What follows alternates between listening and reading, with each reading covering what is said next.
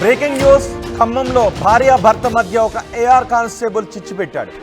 Khammam commissionerate పరిధిలో bomb squad విభాగంలో కానిస్టేబుల్గా పనిచేస్తున్న రాంబాబు ఓ కేసు నిమిత్తం కోర్టుకు వచ్చిన మహిళను చెల్లి బుజ్జి అంటూ దగ్గరయ్యాడు.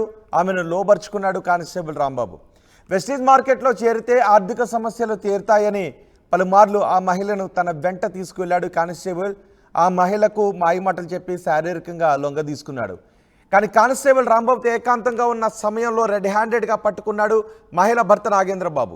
నాగేంద్రబాబుపై దాడి చేసేందుకు కానిస్టేబుల్ మహిళ కూడా ప్రయత్నం చేశారు. తన భార్య ఫోన్లో కానిస్టేబుల్తో ఉన్న ఫోటోలతో సహా ఆధారాలను ఖమ్మం సిపికి అందించాడు భర్త నాగేంద్రబాబు.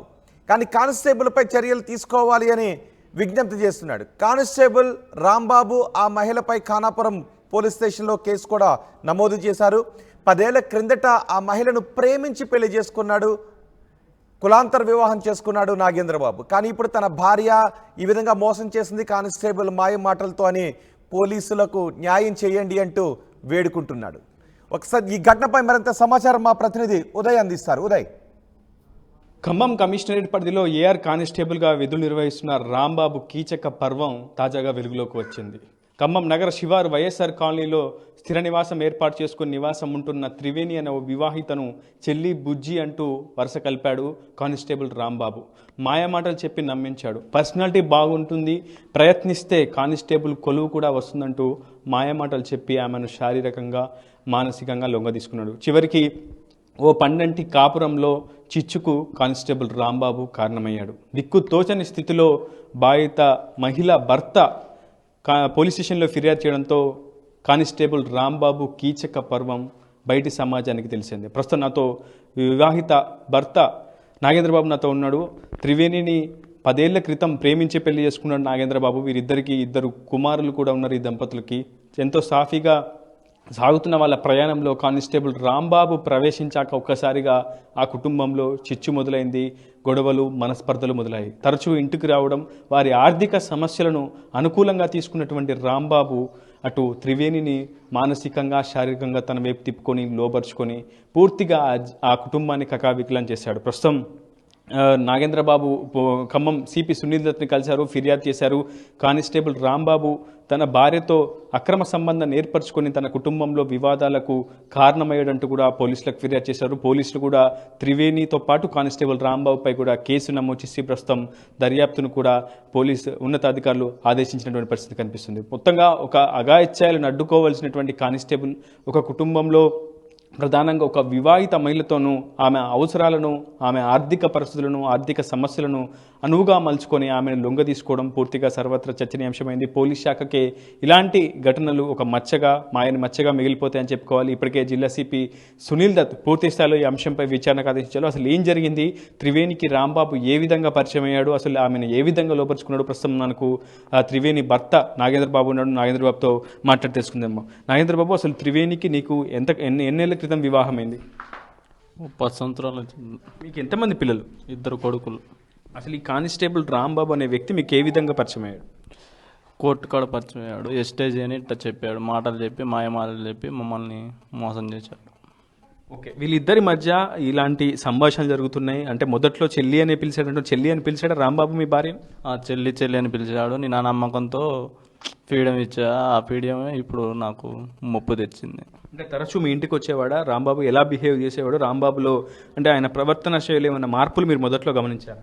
గమనించలే. నాతో తమ్ముడు అనుకుంటే మంచిగా నాతో క్లోజ్గా ఉండి, తమ్ముడు నీకు ఏం కావాలన్నా చెప్పు, మంచిగా చూసుకుంటా, నీకు అన్నలాగా ఉంటా, అండగా ఉంటా అని చెప్పి మాయమాటలు చెప్పాడు. మొదటిసారిగా అంటే త్రివేణికి రాంబాబు కానిస్టేబుల్కి ఎప్పుడు శారీరక సంబంధం ఉందని మీకు ఎప్పుడు తెలిసింది? మీకు దగ్గర ఏమైనా ఆధారాలు లభించాయా?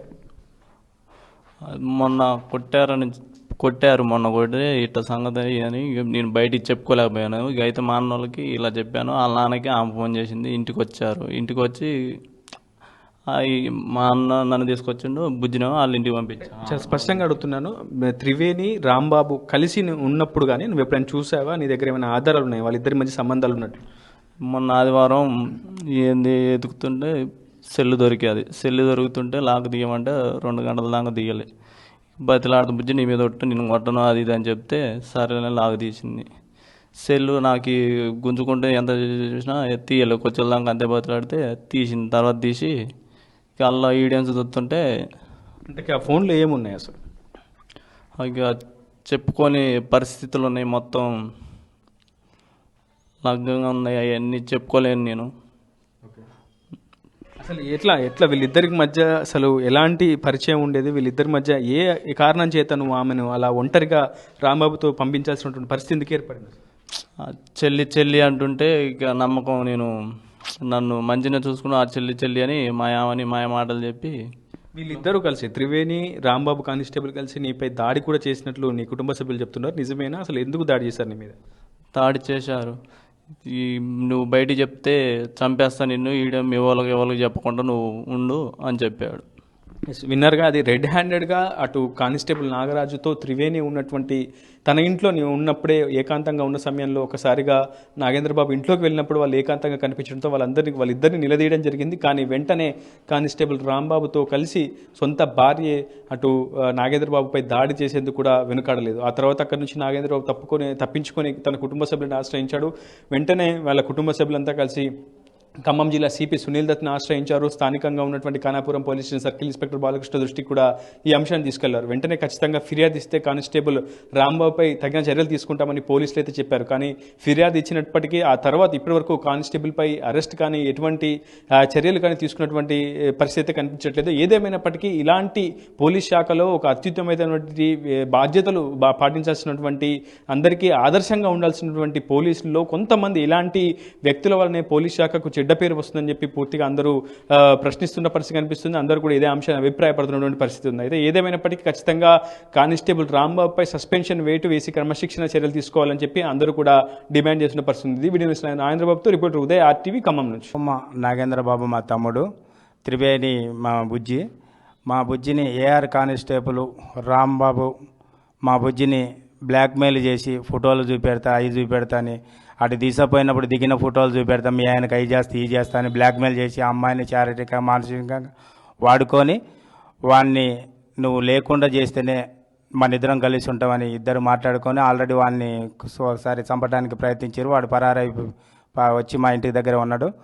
వాడిని ఎంతసేపటికి లేకుండా చేయాలి భూమి మీదని వీడియోలు ఆడియోలు కూడా మా దగ్గర ఉన్నాయి, అన్ని ఎవిడెన్స్ అనేవి మా దగ్గర ఉన్నాయి. ఒక బాధ్యతలో ఉంటా పోలీసే ఇలా చేస్తే ప్రజలు ఎవరిని ఆశ్రయించాలి, ఎక్కడికి పోవాలి? దీనిపై మీరందరూ కూడా సార్ పోలీసు వాళ్ళకి ప్రతి ఒక్కరికి దండం చేసి చెప్తున్నా. ఒక ఉద్యోగంలో ఉన్న వ్యక్తే మాకు లేని వాళ్ళని ఇట్లా చేస్తే మేము ఎవరికడికి పోవాలి? తక్షణమే ఆ రాంబాబుని ఉద్యోగం నుంచి సస్పెండ్ చేయాల్సిందిగా పోలీసు వారిని అందరినీ నేను వేడుకుంటున్నాను. నా తమ్ముడు జీవితం ఆగమైపోయింది, వాడు ఏ క్షణమైనా చంపుతానని వాగ్దానం చేసిండు, వాడిని లేకుండా చేస్తామని. సార్ మీరందరూ కూడా వాడిని కఠినంగా శిక్షించాలని అతన్ని నేను వేడుకుంటున్నాను సార్ పోలీసు వాళ్ళందరికీ. వైఎస్ఆర్ కాలనీ మాది. నా పేరు జియమ్మ. రాంబాబు త్రివేణి మా ఇంటి పక్కన కిరాయికి ఉండేది. అయితే మా ఇంటి దగ్గర ఉన్న రోజులు మంచిగానే ఉన్నారు. ఆయన ఎప్పుడైతే వాళ్ళకి ఎంటర్ అయిండో అప్పటి నుంచి గొడవలు వస్తున్నాయి. ఏడుండంగా అయితే చెల్లె అని ఇంటికి వచ్చేది పోయేది, మేము చూసేది కూడా ఇంటికి వచ్చినప్పుడు చెల్లె అని ఇంటికి వచ్చేది పోయేది. ఇక ఆడికి పోయినాక మరి ఏం జరిగిందో ఏమో మనకైతే తెలియదు. ఏడుండంగా అయితే మంచిగానే ఉన్నారు వాళ్ళు. ఆయన అయితే ఎప్పుడైతే ఎంటర్ అయిందో వాళ్ళకి గొడవలు స్టార్ట్ అయినాయి. ఇక అంతకుముందు మంచిగానే ఉన్నారు. ఏ రోజు ఆ అబ్బాయి పని పంపించలేదు, ఇంట్లో ఉండి సాదేది. ఏదంటే అది తెచ్చేది, ఏదంటే అది పెట్టేది, ఆడికంటే ఆడికి తీసిపోయేది. ఆయన అన్నీ మంచిగానే చూసేది.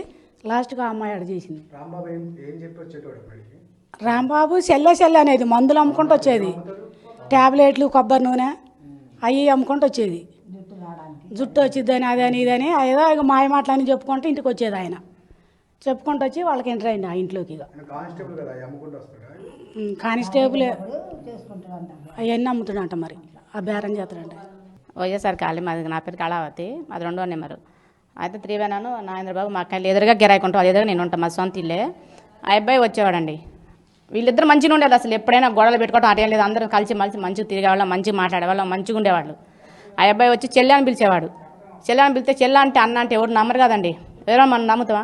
ఒక తోడబుట్టినలాగే ఉండేవాడు. మా కొబ్బరి నూనె తీసుకొచ్చి జుట్టు పెరగడానికి మంచిగా ఉండదని మా అందరు లేడీస్ అందరికి ఇచ్చేది, మేము తీసుకునేది. కానీ ఆ కానిస్టేబుల్ అటు చేస్తారని మేము అనుకోలేదండి. అసలు అట్లా దోహం చేయొచ్చా? ఇద్దరు పిల్లలే, ఆయన ప్రేమించి పెళ్లి చేసుకుంటుగా. అది వాళ్ళ అక్కకి చెల్లె జరిగితే ఆయన ఊరుకుంటాడా? ఆయన భార్యని ఈ అబ్బాయి పెళ్ళి అవుతా ఆయన ఊరుకుంటాడా? ఆయనకు ఒక న్యాయం, ఈ అబ్బాయికి ఒక న్యాయం అండి. అన్న అని అట్లా చేయొచ్చా? అది న్యాయమేనా పోలీసు కానిస్టేబుల్ మంచిగా ఉండాలిగా అట్లా చేయొచ్చు. ఆ సంసారం ఏంటంటే ఇద్దరు పిల్లలే ఆయన కష్టపడి ఇంట్లో కూర్చోబెట్టి అతడు అమ్మాయిని అందరు లేడీస్ పని పోయినా ఆ అబ్బాయిని ఇంట్లో ఉంచి ఆ అబ్బాయి పని చేసి పాపం రక్త మాసం పంపి ప్రేమించి పెళ్లి చేసుకుని కాబట్టి ఆ అబ్బాయి న్యాయంగా చేసి సాత్రండి ఆ అమ్మాయిని ఆ అమ్మాయి నుంచి పోయాక ఆయన అట్లా చేయొచ్చా? అట్లా చేసిండండి ఆయన. అసలు ఉద్యోగం ఉండదు, దానికి బుద్ధి రావాలి. నమ్మకం దోహం చేసిండు ఆయన, మామూలు నమ్మకం దోహం చేయలే. స్నేహంలో అట్లా చేస్తారా? అదే తమ చెల్లెకు అక్కగా జరుగుతుంది అట్లా ఊరుకుంటాడు ఆయన? అది అంత పద్ధతి కాదుగా. అందుకోసం బజార్లు ఎవరు అడిగినా ఇంక ఇదే మాట అండి. ఆయన ఎక్కడ ఉన్నారో లేదు వాళ్ళిద్దరు మంచిగా ఉన్నారు, అమ్మాయి కూడా మంచిగా ఉంది. కానీ అక్కడ పోయాక ఆ అబ్బాయి ఏం చేసిండో మాకే తెలియదు. కానీ ఇక్కడ ఉండేదైతే మౌడి పిల్లలు మంచిగా ఉన్నారు, గొడవలు కొట్టుకోవటం లేదు, మంచిగా ఉండేవాళ్ళు. మరి అమ్మాయి అట్లా అడిగిపోయాక అట్లా చేసిందండి. పేరు వెంకటరమణ అండి. మాది వైఎస్ఆర్ కాలనీ 2వ నెంబర్ రోడ్డు. నాగేంద్రబాబు వాళ్ళ ఇంటి పక్కన ఉంటామండి మేము. వాళ్ళు 10 సంవత్సరాలు అవుతుందండి వాళ్ళ పెళ్లి చేసుకుని, లవ్ మ్యారేజ్ వాళ్ళది. 10 సంవత్సరాల నుంచి కూడా ఏ రోజు వాళ్ళకి గొడవలు అనేది ఏం లేదండి. ఎప్పుడైతే కానిస్టేబుల్ రాంబాబు ఎప్పుడైతే వచ్చాడో, అంటే రావడం అంటే వెస్టేజ్ కంపెనీలో జాయిన్ చేస్తామని చెప్పి వచ్చాడండి. ఆ రకంగా వచ్చాడు వాళ్ళ దగ్గరికి. వచ్చిన కానించి ఆయన వచ్చిన కానించి గొడవలు కావడం అలాంటివి జరుగుతున్నాయి వాళ్ళిద్దరికి. ఒక కానిస్టేబుల్ అయ్యుండి అట్లా చేయడం తప్పు కదండి.